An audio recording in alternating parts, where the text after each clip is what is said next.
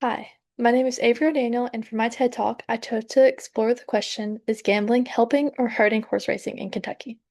I was drawn to this topic because I work in marketing at Red Mile Gaming and Racing, where horse racing and gambling connect every day.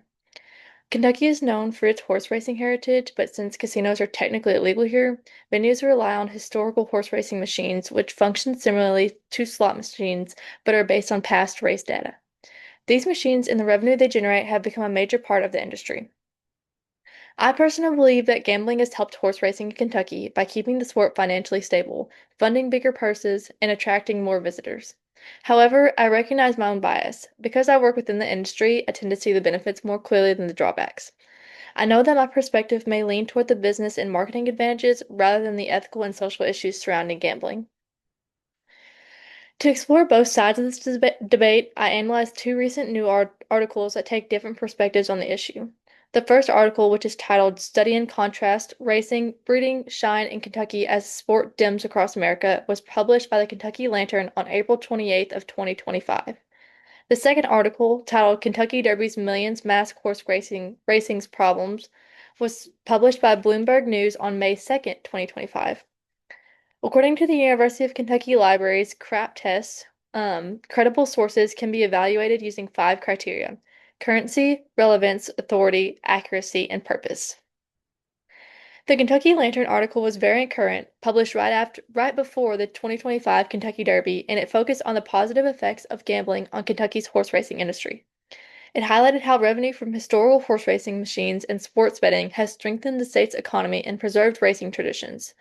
The story carried authority because it was written by a reporter who specializes in local policy and cited the Kentucky Horse Racing Commission and the Kentucky Thoroughbred Association as sources. In terms of accuracy, the article used real data, such as Kentucky accounting for 42% of the nation's fowl crop and earning over the 224 million in gaming commissions.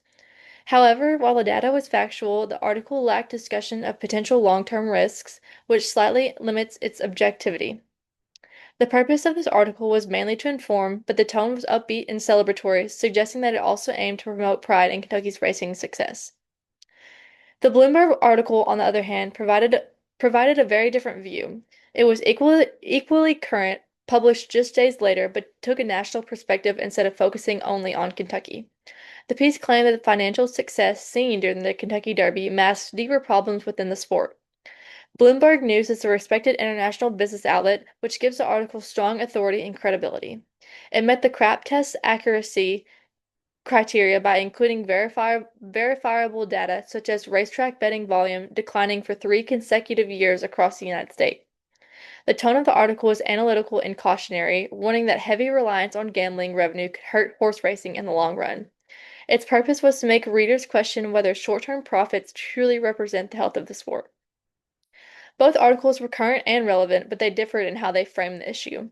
The Kentucky Lantern portrayed gambling as a necessary and positive force that keeps horse racing alive, while Bloomberg phrased it as a short-term solution that might be hiding the sport's decline. The ownership and target audience of each outlet clearly influenced the way these stories were written. The Kentucky Lantern is a nonprofit news organization under State's Newsroom, a network that supports state-based publications. Because it focuses on Kentucky's readers, it often emphasizes local industries and community success. This makes the Lantern more likely to show framing bias by highlighting the positive aspects of gambling to promote Kentucky's economy and heritage. Bloomberg, on the other hand, is a global media corporation owned by Bloomberg LP and founded by Michael Bloomberg. Its primary audience consists of business professionals, investors, and policymakers.